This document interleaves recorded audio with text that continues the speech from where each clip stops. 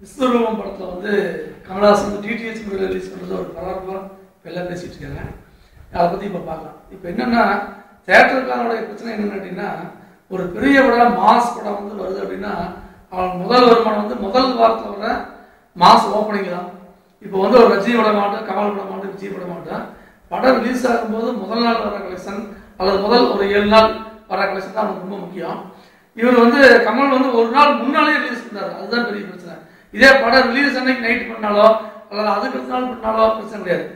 Release ஆகுது முந்தின நாள் வந்து ரிலீஸ் பண்ணதுனால என்ன ஆகுதுன்னா அடுத்த நாள் அந்த ஓப்பனிங் கிடையாது.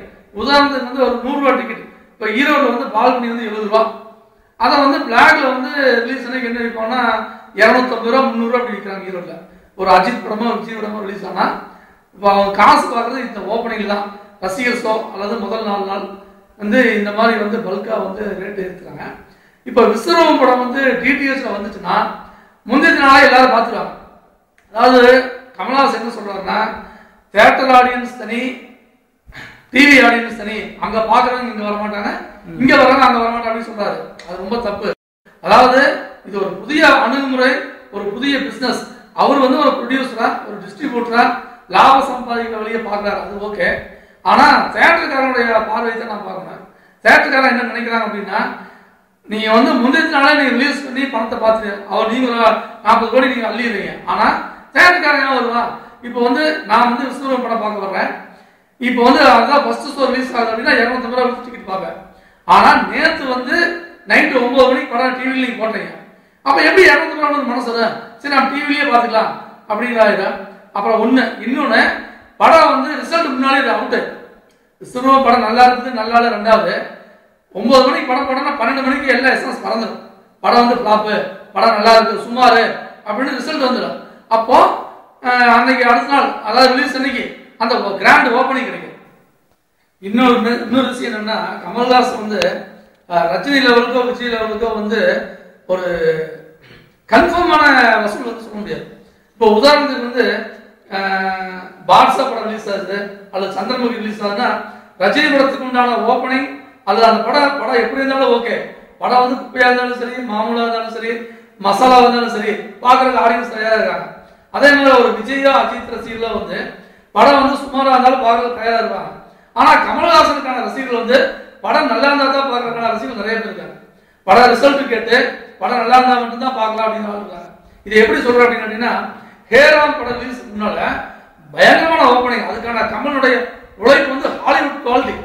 அந்த படம் வராதுக்கு முன்ன வந்து கொடுக்கப்பட்ட ப்ரமோஷன், அந்த ட்ரைலரு, அந்த பாட்டு ஹிட் ஆனது எல்லாமே ரொம்ப பிரமாதமா இருந்துச்சு. ஆனா படம் வந்ததுக்கு பார்த்தீங்கன்னா அட்டர்குலா போயிடுச்சு. அவருடைய உழைப்பு, அவரோட கஷ்டத்தை எல்லாமே வேஸ்டா போயிடுச்சு. அப்ப என்ன ஆகுது, தேட்டருக்கான ஒரு பயம். கமல் படத்தை எடுத்தோம்னா காசு எடுத்து பார்க்க முடியுமா? இப்போ ஒரு விஜயோட குப்பை படம் எடுத்தா கூட போட்ட காசு எடுத்துலாம் நம்பிக்கை இருக்கும். ஆனா கமல்ஹாசனுடைய நல்ல படத்தை எடுத்தாலுமே மகாநதி சூப்பரான படம், மகாநதி ரொம்ப தெளிவான படம், கமல்ஹாசனுடைய திரைக்கதையில் வந்த படம். அந்த படம் ரொம்ப நல்ல படம், எல்லாருமே பரவாயில்ல பேசப்பட்டாங்க. பெரிய அளவுக்கு அது வந்து கலெக்ஷன் கொடுக்கல. அப்போ கமல்ஹாசன் படம் வந்து விஸ்வரூபம் வந்து ஒரு 95 கோடி ரூபாய் பட்ஜெட்ல எடுத்த படம் சொல்றாரு. இவர் வந்து அப்ராக்சிமேட்டா நான் 145 கோடி கலெக்ஷன் பார்க்கலான்னு இருக்கேன் அப்படின்னு சொல்றாரு. ஆனா படம் வந்து சூப்பர் ஹிட்டா இருந்தா மட்டும்தான் இந்த படம் அவருடைய பிளான் வந்து ஒர்க் ஆகும். இந்த படம் சுமாரா இருந்தாலே இவ்வளவு தூரம் அழுத்திட்டாரு, இவ்வளவுதான் அப்படிங்கிற மாதிரி ஆயிடும். அப்புறம் படத்தோட ட்ரெய்லர் பார்த்தீங்கன்னா எனக்கு வந்து ஒரு பெரிய அளவு நம்பிக்கை கிடையாது. ஏன்னா அது வந்து ஒரு ஃபேமிலி சப்ஜெக்ட் மாதிரி தெரியல. ஒரே அடிதடியா இருக்கு, சுட்டுட்டே இருக்காங்க, டெரரிஸ்ட். சில பேர் பில்லடன் கதை, பில்லடன் போய் ஒழிஞ்சிட்டாரு இல்லையா, அவரே ஒழிஞ்சிட்டாரு பாகிஸ்தான்ல, அதை நம்மளால அமெரிக்காவில் போய் பிடிச்சாங்க, அந்த மாதிரி கதை மாதிரி தெரியுது. இன்னொன்று வந்து இந்த படம் ஆல்ரெடி வந்து சாணக்கின்னு ஒரு படம் வந்து மலையாளத்தில், அது வந்து கமல்ஹாசன் நடிச்ச படம். நிறைய கமல் ரசிகர்களே அந்த படத்தை போய் தெரிஞ்சிருக்காரு. படம் நல்ல படம். அந்த படத்தோடைய கதை மாதிரியே இருக்கு. அதாவது வந்து ஹீரோ வந்து ஒரு ஷார்ட்டான ஆளு, ஒரு டான்ஸரு. அவர் வந்து ஒரு ஒய்ஃபோட வந்து ஒரு அப்பார்ட்மெண்ட் இருக்காரு. அப்போ வந்து வேற ஏதோ ஒரு விளையாட்டு டெரரிஸ்ட் வந்து அந்த ஏரியாவில் வந்து அட்டாக் பண்ணிடுறாங்க கமல்ஹாசனை. கமல்ஹாசன் வந்து இந்த டெரரிஸ்டை பலிதாங்க. இதுதான் கதை மாதிரி தெரியுது அந்த ட்ரெய்லர் பார்க்கும்போது. இதுதான் கதைனா கண்டிப்பாக அந்த படம் ஓடாது. ஏன்னா இந்த ஒய்ஃபை பழவன் பழிவாங்கிறது, ஃபேமிலி பழவன் பழிவாங்கிறது எஸ்எஸ் முடிஞ்சிருச்சு. இன்னும் பழைய வழக்கமான பழிவாங்கல் கதையை எடுக்கக்கூடாது. கமல்ஹாசன் வந்து இவ்வளவு பிரம்மாண்டமா பண்ணினால ஒரு சாதாரண பழிவாங்கல் கதை வந்து எடுத்திருக்க மாட்டார் அப்படின்னு சொல்லலாம். இருந்தாலும் எனக்கு வந்து இந்த படத்துல வந்து இந்த படம் கிராண்ட் சக்சஸ் ஆகும், இது வந்து பெரிய ஓப்பனிங் கொடுக்கும் அப்படிங்கிற நம்பிக்கை எனக்கு கம்மி. ட்ரெய்லர் பார்த்த வரைக்கும். நீ படம் பார்த்ததுக்காக எப்படிங்கிறத சொல்லணும். ஸோ நீங்க இப்போ பேசுனீங்க, பேசும்போது வந்து ஓப்பனிங் சிரமமா இருக்கு அப்படிங்கிற மாதிரி சொல்லியிருக்கீங்க. சரி, அதை வந்து ஏறாம வச்சு சொல்றீங்க. இது வந்து அதனாலதான் வந்து பயந்துட்டு இவர் வந்து டிடிஹெச்ல கொடுத்துடலாம், கொடுத்தா தான் வந்து ஒரு பெரிய அமௌண்ட் கிடைக்கும் பல்கா அப்படிங்கிற நீங்க சொல்ற பார்வையில் தான் ஃபிளாப் ஆயிடுச்சு. இந்த மாதிரி ரிசல்ட் வந்து லேட்டா ரிசல்ட் இந்த மாதிரி வந்துச்சுன்னா என்ன பண்றதுன்னு ஒரு பயத்துல தான் வந்து டிடிஹெச் கொடுக்குறாருன்னு ஃபீல் பண்றேன். இல்ல அது ஓகே தான். அதாவது அவர் எடுத்துருவாரு, தேட்டருக்காரங்க. நான் என்ன சொல்றேன்னா, இப்போ வந்து இவர் வந்து இவருடைய சேஃப்டி பாரு, நம்மளுடைய சேஃப்டி அவர் பாரு. ஒரு டிஸ்ட்ரிபியூட்டரா ஒரு ப்ரொடியூசரா அவர் என்ன பண்றாருன்னா ஒரு 40 கோடி ரூபாய்க்கு சேல் பண்றாரு. இவர் 40 கோடி ரூபாய் வந்ததுக்கு அப்புறம் அந்த பாதிப்பு தேட்டருக்காரங்க தானே.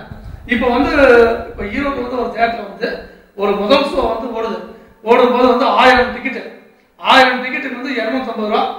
ஒரு டிக்கெட் 250 ரூபா அப்படின்னா 2.5 லட்ச ரூபா ஒரு ஷோ டிக்கெட் வசூல் வருது. ஒரு நாளைக்கு வந்து 10 லட்ச ரூபா வந்து ஒரே நாள் இல்லைங்களா.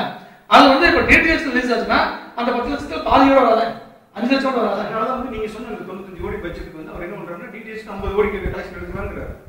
அவர் எடுத்துறாரு. தியேட்டர்ல எல்லாருமே இப்போ டிவியில பார்த்தவங்க டிவியில பார்க்கணும், தியேட்டர்ல பார்க்கறவங்க எல்லாரும் பார்ப்பாங்க. என்ன வசதி இல்லாதவங்க எல்லாமே டிடிஹெச் பார்க்கல. கேபிள்ல பார்க்கறவங்க, கேபிள் டிவி பார்க்கறவங்க எல்லாம் தியேட்டர்ல பார்க்க போறாங்க. எப்படின்னாலும் அவர் வந்து ஓவரால் கனெக்ட் பண்றாரு. சரி, இப்போ கேராம்ல இருந்துச்சுன்னா அது காலகட்டங்கள் வேற. இப்போ வந்து அட்வான்ஸ்ட் ஆயிடுச்சு, உலகம் பூரா ஒரே நெட்வொர்க் மாதிரி இருக்கு. இல்லைன்னா ஆன்லைன்ல பாத்துறாங்க. சரி, நீங்க சொல்ற மாதிரி வச்சுக்கலாம். இப்போ என்னன்னா இப்போ டிவில இல்லைன்னா ஆன்லைன்ல எல்லாமே பாத்துறாங்க. இப்போ எல்லாமே கிடைக்குது பாத்துறாங்க. சோ இப்போ அவருக்கு வந்து முதல்ல அந்த 50 கோடி சேவ் ஆயிடுதுல்ல. சரி, அவர் சேவ் ஆயிடுது. நான் என்ன கேட்கறேன்னா, இப்போ கமல் சொல்றாரு டிடிஹெச்ல வந்து வர்ற படத்தை யாரும் காப்பி பண்ண முடியாது, அல்லது வந்து கேபிள் எதுவுமே பண்ண முடியாதுன்னு சொல்றாரு. ஆனா கேபிள் ஆபரேட்டர் என்ன சொல்றாங்கன்னா, இந்த சிஸ்டம் வந்துன்னா எங்களுக்கு கேபிள் ரெடி, நாங்க இதை பழி வாங்குறதுக்காக வேணும்னே வந்து இதை ரெக்கார்ட் பண்ணுவோம். கமல் சொல்றாரு ரெக்கார்ட் பண்ண முடியாதுன்னு சொல்றாரு. ஆனா நாங்க வந்து ரெக்கார்ட் பண்ணுவோம், ரெக்கார்ட் பண்ணி மக்களுக்கு வந்து ஃப்ரீயாவே போட்டு காமிப்போம் அப்படிங்கிறாரு. அப்ப பாதிப்பு அந்த மாதிரி பாதிப்பு அவங்க மந்த்லி இதுல வந்துருது. ஆமா, ரெக்கார்ட் பண்ணி வச்சுன்னா உங்களுக்கு எப்ப வேணாலும் போடலாம். திருப்பி போடலாம். கமல் சொல்றாரு நான் ஒரே ஒரு டைம் தான் போடுவேன் அப்படிங்கிறாரு. அவர் சொல்ற மாதிரி ஒரே ஒரு டைம் போட்டுன்னா அது ஓகே, வசூல் பெரிய அளவில் பாதிக்காது. ஆனா இவங்க என்ன சொல்றாங்க, கேபிள் ஆபரேட்டர் எப்பவுமே போலீஸோட திருடன் தான் சொல்லியிருப்பாங்க. கமல்ஹாசன் போலீஸ், கேபிள் ஆபரேட்டர் திருடன் மாதிரி. அதாவது வந்து அவன் புது புது டெக்னிக் ஏதோ பண்ணுவான். இப்ப வந்து டிடிஹெச்ல வந்து ரிலீஸ் பண்ணும்போது யாருமே காப்பி பண்ண முடியாது கமல் சொல்றாரு. இவங்க வந்து நான் பண்ணி காமிக்கிறோம் அப்படின்னா கண்டிப்பா செஞ்சு காமிப்பாங்க. இப்போ திருப்பி கூட என்ன கேட்க நீ சொல்ல கேட்க ஒரு டைம் போட்டுதுன்னா வசூல் பெருசா பாதிக்காது. டெய்லி போறான்னு வச்சுக்கலாம், டெய்லி நைட் 9 மணிக்கு போட்டு இருக்காங்க, யார் தேட்டருக்கு போவாங்க? அதுதான் ப்ராப்ளம். நீங்க சொல்றது கரெக்ட். ஆனா என்னன்னா இந்த மாதிரி படங்கள் இது வந்து டெக்னிக்கலி நல்லா குவாலிட்டியா பண்ணிருக்காங்க. மேக்ஸிமம் தியேட்டர்ல பார்த்தா தான் நல்லா இருக்கு. நீங்க முக்கிய இடத்துக்கு நார்மல் தியேட்டர்ல பாக்குறதும் சரி பண்ணிருக்காங்க, நல்ல விஷயம். இன்னைக்கு வந்து எல்லாருமே குவாலிட்டியா பாக்குறாங்க. தியேட்டர்ல போய் பாக்குறவங்க பார்ப்பாங்க. பட் எனக்கெல்லாம் பாத்தீங்கன்னா டிவில பார்க்க பிடிக்காது, டிவில பார்க்க பிடிக்காது, லேப்டாப்லயே பார்க்கலாம். ஆனா நமக்கு பிடிக்காது. நமக்கு வந்து தியேட்டர்ல பார்த்தா தான் அது ஒரு இது கான்சென்ட்ரேஷன் இருக்கும். இதா இருந்தா அடுத்த வேலை வரும், இடையில வரும். டிவியில பார்க்கும்போது அப்படிதான் வீட்டுல ஒரு பெல் அடிப்பாங்க, நம்ம டைவர்ட் ஆகிப்போம். அதனாலதான் நம்ம தியேட்டர்ல போய் உட்காந்து பார்க்கும்போது தான் முழுசா எப்படி பண்ணியிருக்காரு, என்ன பண்ணியிருக்காரு அப்படிங்கிறது தெரிய வரும். இது வந்து இன்னைக்கு வந்து வேர்ல்டு வைட் ஆயிடுச்சு. இல்ல இது வந்து வரவேற்கத்தக்கது. நான் என்ன சொல்றேன்னா, கமல் சொல்றது இது ஒரு சயின்ஸ்க்கான நவீன விஞ்ஞானத்தோட கண்டுபிடிப்பு ஒவ்வொரு டைம் வரும்போது ஒரு சாதனை எதிர்ப்பாங்க, அது நாளையில சரியா சொல்றாரு. அந்த வகையில் அது கரெக்ட் தான். இப்போ தேட்டர்காரங்க என்ன சொல்றேன்னா, கமல்ஹாசன் வந்து அதிகபட்சத்தில் பண்ணியிருக்காரு, அதனால டிடிஹெச் ரிலீஸ் பண்ணி சொல்றாரு, அது ஓகே, நான் அக்செப்ட் பண்ணி இதை விட்டுட்டோம்னா இது வந்து ஒரு தொடர்கதை. எல்லாருமே பண்ண ஆரம்பிச்சுதான், ஒவ்வொரு தயாரிப்பாளரும் பண்ண ஆரம்பிச்சு. நீங்க எடுத்துட்டீங்கன்னா இப்போ இது எந்திரன் எடுத்துட்டீங்கனாலே எந்திரன் வந்து 200 கோடி பட்ஜெட், அது ஆல்மோஸ்ட் இதே மாதிரி தான், டிடிஹெச் மாதிரி தான். இந்த ஒரு சினிமா டிவிக்காரர் தான் அதை எடுத்தாங்க, அதை பண்ணாங்க.